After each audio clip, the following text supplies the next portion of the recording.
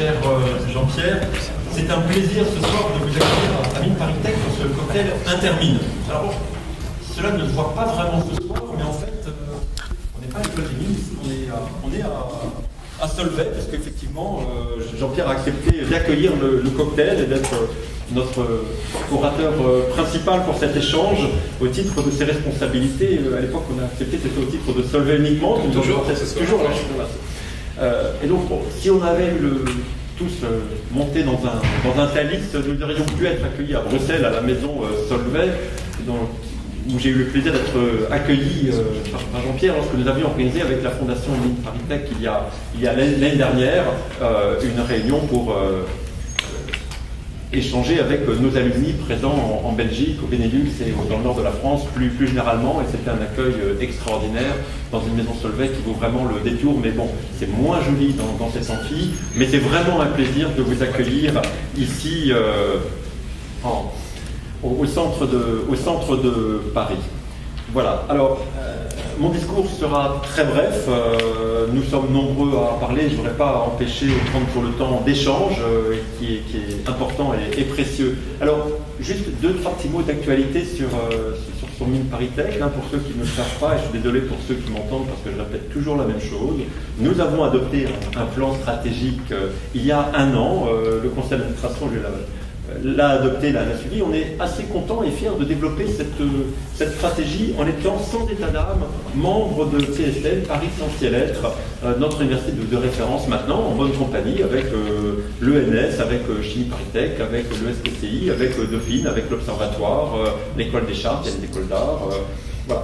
Et juste ce qui est en train de se dessiner, c'est que dans les classements internationaux qui se dessinent, et il y a le classement de Shanghai qui devra arriver le 15 août prochain. Donc le 15 août prochain, si vous n'avez rien à faire, regardez le classement de Shanghai et vous verrez sans doute apparaître PSL, dont Mines Paris Tech représente les leaders de la School of Engineering de PSL.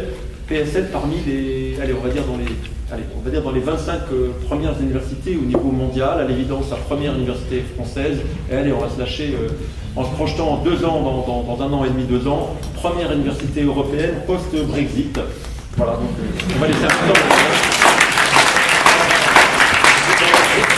Si peut-être n'est pas le cas, je cite les sources, c'est Marc Mézard, le patron de l'ENS, qui cite ces chiffres, donc je cite mes sources au cas où. Là. Alors, on est très content d'être à Paris. On a dans nos mots-clés, c'est former des ingénieurs avec cet état d'esprit entrepreneur. C'est complètement partagé avec les autres écoles d'ingénieurs. On veut renforcer les parcours tout en restant complètement ancré sur nos valeurs. Il y a les domaines scientifiques et puis ces valeurs d'ouverture et de solidarité et de rassemblement. Et je crois que la soirée ce soir montre ce point-là. Et pourquoi on est content d'être à Paris c'est pas simplement qu'on est content de ne pas aller à Saclay. On est content de rester à Paris pour des bonnes raisons. Et je vais juste les indiquer. Le monde est en train d'évoluer. Il faut accompagner nos étudiants. Il s'est passé un truc sur les 4 dernières années. Ils étaient 7%, 8% il y a 4 ans, aller en premier poste dans PMU, start-up, ETI. Maintenant, ils sont à 36%.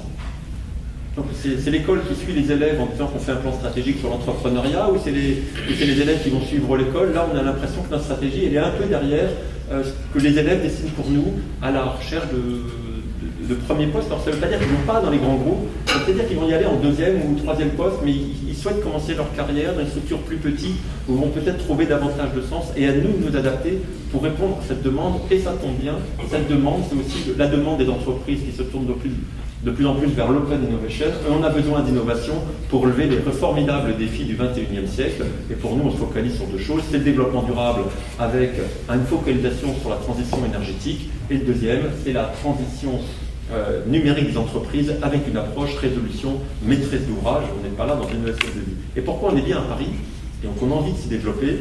Eh bien, c'est parce que des entreprises qui investissent dans l'intelligence artificielle, tous les sujets qu'on a besoin d'enseigner à nos élèves, le big data, etc., que ce soit Google ou Valeo, Jacques Hachenbrois, notre président, et aussi le patron de Valeo, qui ont investi dans des centres sur l'intelligence artificielle. Où est-ce qu'ils le font?